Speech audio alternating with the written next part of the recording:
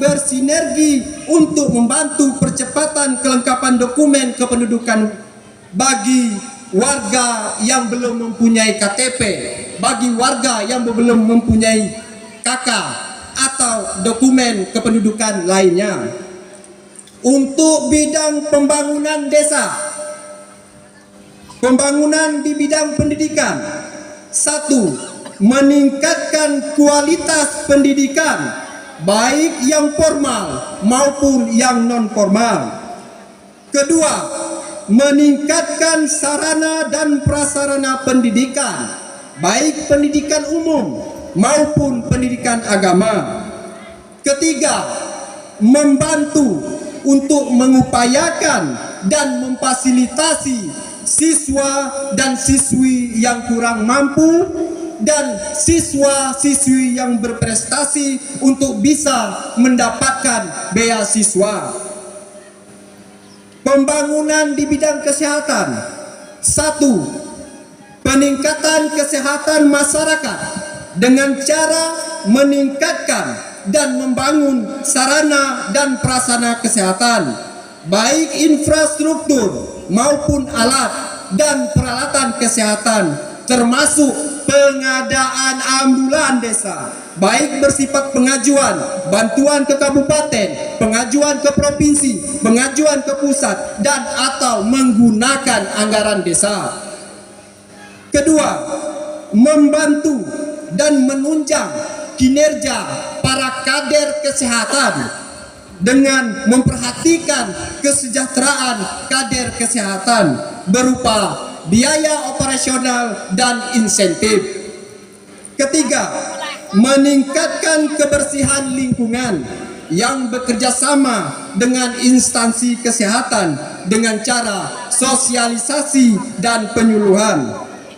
Untuk bidang pembangunan infrastruktur, pertama, meningkatkan sarana dan prasarana transportasi umum, terutama jalan utama penghubung ke ibu kota kecamatan, dengan upaya pengajuan ke kabupaten, pengajuan ke provinsi, pengajuan ke pusat dalam hal ini yang tidak bisa didanai dengan dana DD. Kedua, meningkatkan dan membuka transportasi jalan usaha tani, baik yang sudah terbangun maupun yang belum terbangun. Ketiga, peningkatan dan pemeliharaan jalan lingkungan, penyakapan dan jalur di setiap RT dari dana desa maupun pengajuan bantuan ke kabupaten dan provinsi. Keempat, mengaktifkan dan mengoptimalkan PAMSIMAS untuk dapat dimanfaatkan oleh masyarakat dengan cara memperbaiki struktur kepengurusan dan memberikan kewenangan kepada BUMDes dalam pengelolaan PAMSIMAS. Kelima, membangun MCK di tempat-tempat yang memang dibutuhkan dalam wilayah setiap dusun. Keenam, penambahan lampu penerangan jalan umum melalui pengajuan ke kabupaten, pengajuan ke provinsi, dan pengajuan ke pusat atau melalui anggaran APBDes. Pembangunan di bidang kemasyarakatan, pembinaan kemasyarakatan. Pertama, mengaktifkan petugas Linmas Desa atau lebih kita kenal Hansip dan memfasilitasi operasional Linmas baik berupa baju seragam, biaya operasional, termasuk menganggarkan insentif petugas Linmas dan bekerja sama dengan pihak keamanan dalam menjaga keamanan dan ketertiban umum, juga melaksanakan pembinaan dan pelatihan. Kedua, meningkatkan kerjasama terhadap semua lembaga-lembaga kemasyarakatan Desa Sungai Pandan dalam menjalankan pemerintahan desa.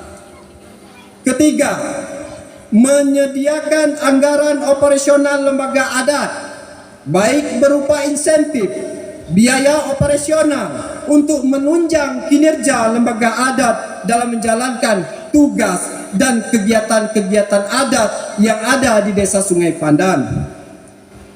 Keempat, mendukung kegiatan PKK dalam melaksanakan tugas dengan cara menambah anggaran PKK untuk operasional, baik berupa insentif, seragam, perjalanan dinas, dan perlombaan, dan semua kegiatan yang berhubungan dengan PKK.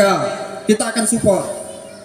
Kelima, pembinaan Karang Taruna dan kepemudaan berupa anggaran untuk biaya operasional Karang Taruna, kegiatan kepemudaan, sarana dan prasarananya. Keenam, meningkatkan bantuan lembaga keagamaan berupa dukungan dalam kegiatan keagamaan, yaitu insentif atau biaya operasional pegawai syarat, guru ngaji, guru MDA, dan kegiatan keagamaan lainnya. Bidang pemberdayaan masyarakat. 1. Meningkatkan bantuan dalam rangka pelaksanaan ketahanan pangan, baik bidang perikanan, pertanian, perkebunan, dan peternakan berupa bantuan. Pertama, lanjutan bantuan perikanan yang berkesinambungan untuk kelompok tani. Kedua, bantuan peternakan berupa bibit ternak sesuai dengan kebutuhan dan keinginan masyarakat kelompok tani maupun perorangan. Ketiga, peningkatan produksi pertanian, bantuan bibit tanaman, obat-obatan, pupuk, dan alat-alat pertanian. Keempat, pelatihan dan penyuluhan kelompok tani di bidang perikanan, pertanian, dan perkebunan yang bekerja sama dengan instansi terkait. Kelima, bantuan berupa mesin produksi bagi usaha rumahan, UMKM, UPPKS, dan bantuan modal. Keenam, peningkatan kapasitas pemerintahan desa, BPD, dan kelembagaan berupa pelatihan dan bintek. Bidang penanggulangan bencana dan keadaan darurat. Pertama, pengadaan dana cadangan dalam upaya terjadinya keadaan darurat atau bencana alam lainnya, seperti ketika terjadinya kebakaran, ketika terjadinya bencana alam, atau ketika terjadinya wabah penyakit. Kedua, pengadaan tenda sebagai posko bila mana terjadi bencana, musibah, dan bisa juga untuk keperluan lainnya.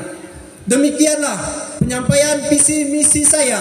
Insya Allah bila saya terpilih, saya akan amanah dan istiqomah sesuai dengan pesan-pesan tokoh agama yang pernah disampaikan kepada saya. Saya Jamhur Shah nomor urut 4 tadinya sudah menyampaikan misi pertama, yaitu mewujudkan pemerintahan desa yang tanggap, di mana dalam menyikapi masukan dari masyarakat dilakukan dengan 3T, tanggapi, terima, tuntaskan. Selain itu, bila mana saya terpilih nanti, saya akan menerapkan untuk menyerap masukan-masukan dari warga masyarakat desa Sungai Pandan.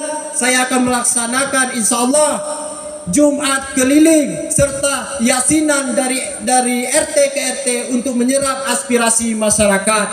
Sekali lagi, untuk visi misi ini saya tidak mampu melakukan sendiri, sesuai dengan slogan yang saya pakai, yaitu beragam, bersama kita bangkit dan maju. Jadi bila nanti saya terpilih, saya mohon untuk warga masyarakat desa Sungai Pandan, ayo kita sama-sama bangkit dan maju. Saya optimis desa Sungai Pandan bisa lebih baik ke depannya. Demikianlah, wabillahi taufiq wa hidayah. Wassalamualaikum warahmatullahi wabarakatuh.